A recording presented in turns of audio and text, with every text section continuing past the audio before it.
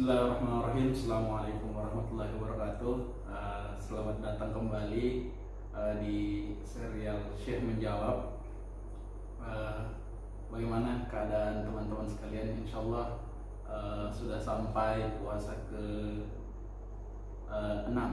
Teman-teman sekalian, pada kesempatan kali ini kita akan membahas beberapa pertanyaan lagi dari teman-teman sekalian yang sudah masuk di DM, karena katanya kita di Indonesia ini lebih sering mengalami panas atau kelelahan, kegerahan. Maka dari itu seringkali kita melakukan sesuatu untuk memudahkan kita itu, termasuk salah satunya di dalam bulan Ramadan ini.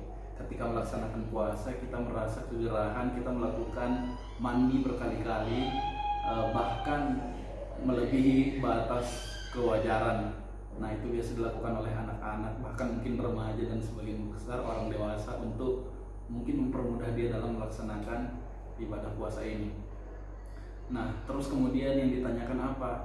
Teman-teman lain menyebutkan bahwa di situ ada makruh hukumnya untuk melakukan mandi berkali-kali tersebut, utamanya ketika melaksanakan puasa. Nah, maka dari itu kita ingin tanyakan ke Syekh bagaimana pandangan beliau tentang hal ini. Syekh, ra'yuka hadza wa aduna huna yattasil aksar min marratan fil yawm fi hadhihi Ramadan. Bismillahirrahmanirrahim. Wassalatu wassalamu ala khairi khalqillahi ajma'in. Amma ba'd.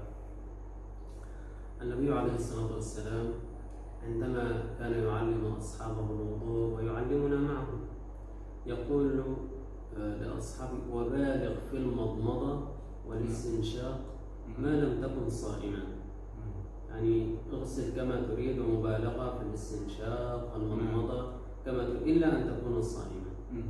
ما معنى هذا الكلام؟ المبالغة أن يدخل الماء إلى قريب من الحلق، لكن عند الصيام يقول لا تبالغ في هذا. لماذا؟ قد ينزل الماء منك عفوا عن طريق الخطأ ينزل، فإذا نزل الماء عن طريق الخطأ خلاص أنت أصبحت مفطرا. أنت تغتسل إذا ظللت طول اليوم في النهر، تظل طول اليوم في النهر، تغتسل مرة 2 3 4 10، تغتسل كما تريد. المهم أن الماء لا يدخل إلى الحلق، إلى جوفه، من هذا من الفم أو من الأنف، المهم ألا يدخل. أما أن تغتسل مرة 2 3 4 كما تريد، تبرد. بل إن بعض العلماء يقترحون إذا هناك حر جدا، يعني عندنا في مصر حر جدا واليوم طويل جدا، عن هنا استراحة كثير ما شاء الله، الحمد لله. في مصر اليوم طويل جدا وحر جدا، ما يعني يقولون يستحب أن تبرد جسمك بالماء من وقت لآخر. لماذا؟ لئلا تكره الصيام، لئلا تمل من الصيام. فلا شيء في هذا إن شاء الله.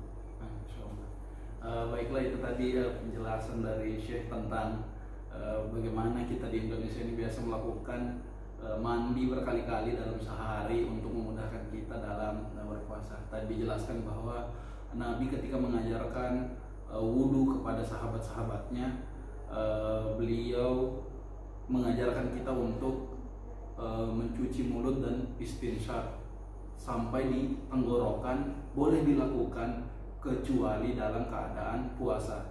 Nah, apa maknanya kata Syekh? Dari situ kita bisa menarik satu pemahaman bahwa istinsyak dan berkumpul hingga tenggorokan itu diperbolehkan kecuali dalam berpuasa. Dikhawatirkan nanti terjadi kesalahan bahwa air tersebut akan masuk ke kerongkongan. Nah, Syekh mengambil dasar dari situ bahwa boleh saja melakukan mandi berkali-kali dalam sehari, asalkan airnya itu tidak masuk ke dalam kerongkongan dan terus ke perut kita, baik itu melalui hidung maupun melalui mulut kita itu sendiri.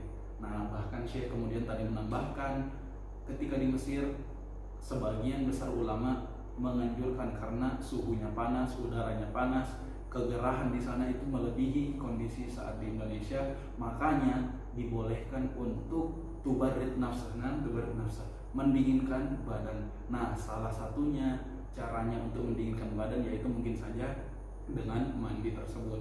Nah, jadi yang menjadi pokok utama, tidak ada hukumnya, insya Allah katanya tidak ada hukumnya kita mandi berkali-kali sehingga kemudian memakruhkan puasa kita itu.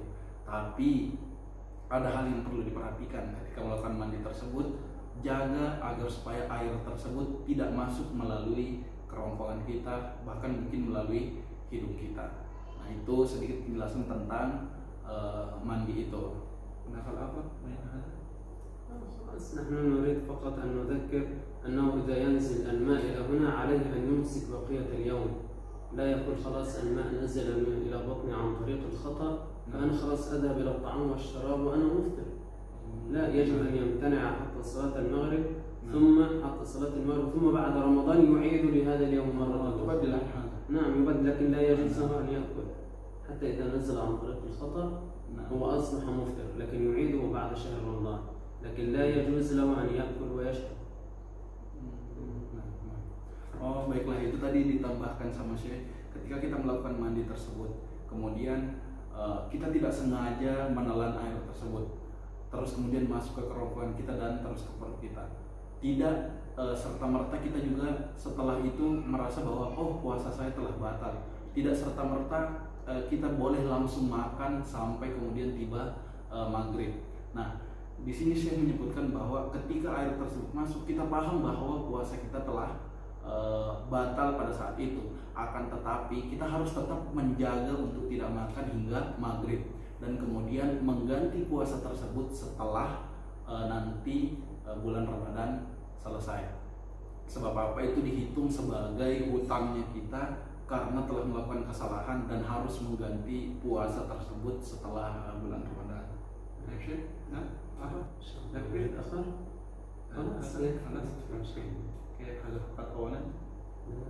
Insyaallah.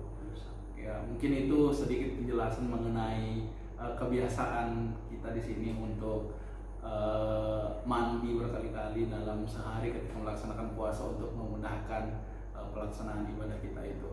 Insyaallah mudah-mudahan ada sedikit yang dapat dipelajari dan mudah-mudahan berkah untuk kita semua. Sekian, assalamualaikum warahmatullahi wabarakatuh.